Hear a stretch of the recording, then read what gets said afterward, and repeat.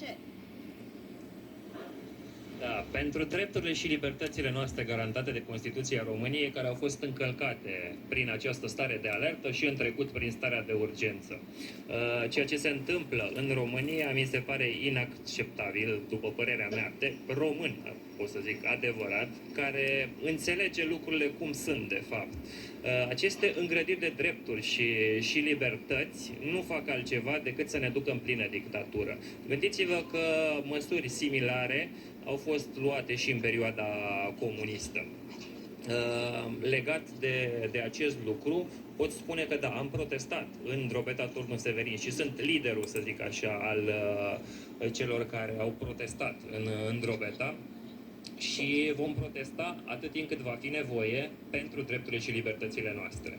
Desigur, acei morți de la Institutul Matei Balș ne-au, pot să zic așa, ne-au coagulat pe noi, pe naționaliștii severineni, să ieșim în stradă și să luptăm pentru a cere să se facă dreptate în România. Pentru că, după cum vedeți, sistemul de sănătate s-a transformat, în părerea mea, într-un sistem opresor în care, spre exemplu, dacă te duci în spital, ai șanse mai mari să ieși mai degrabă mort decât viu.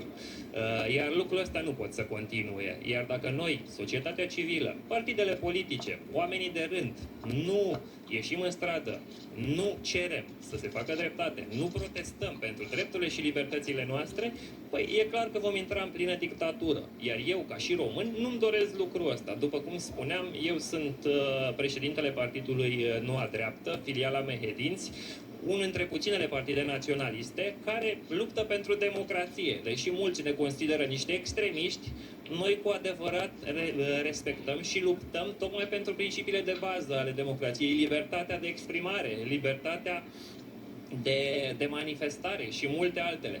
Aceste libertăți ne-au fost îngrădite de-a lungul timpului prin legislație. Bun, domnul Măneanu, iar lucrul ăsta...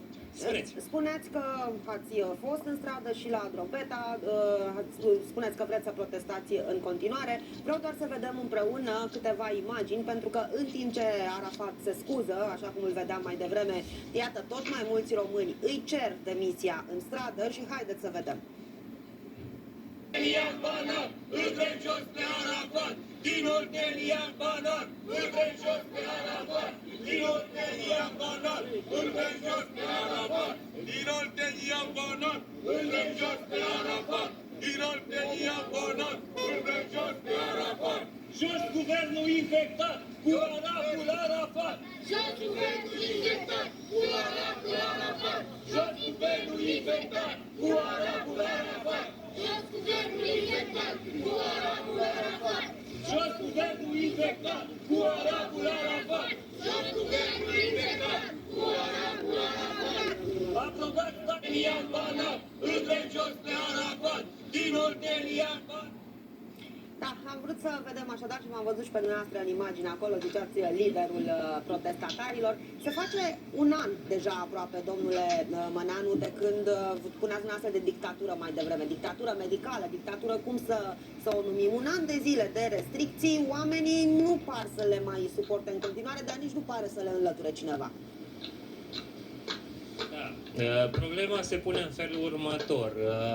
Da, oamenii vor trebui să iasă în stradă, iar eu, la Drobeta Turnu Severin, am să mă asigur că oamenii vor ieși în stradă și vor lupta pentru drepturile și libertățile întregii națiuni, nu doar ale severinenilor. Da, se pare că noi, oltenii, avem, să zic așa, sânge de românii noi. Suntem mai curajoși, suntem mai iuți la mânie, cum se spune, în momentul în care drepturile noastre sunt încălcate, în momentul în care ilegalități împotriva noastră sunt înfăptuite. Și tocmai de asta am hotărât să ies în stradă și să fac acest apel public către toți cetățenii Severinului să ni se alăture în aceste proteste, în aceste marșuri, că am făcut chiar și un marș pentru libertate duminica trecută, care a culminat cu protestul din acea seară, desigur, în care am intrat chiar live la dumneavoastră în cadrul televiziunii România TV.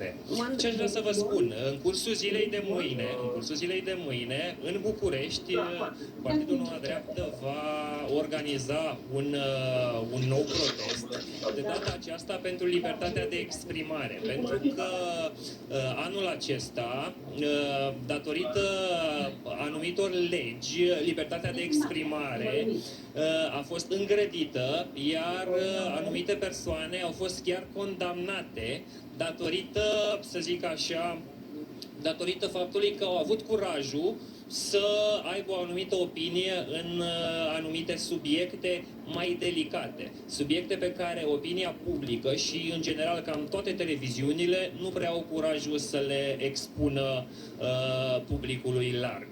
Deci mâine la ora 1 vom ieși în față la Tribunalul București și vom protesta. Bun, așadar, de data aceasta vorbim despre un protest pentru libertatea de exprimare, pentru că, iată, se întâmplă și în alte părți din Europa, în Spania am văzut același lucru. Mulțumesc foarte mult pentru prezența dumneavoastră, domnule Măneanu, în direct cu noi. Breaking news acum.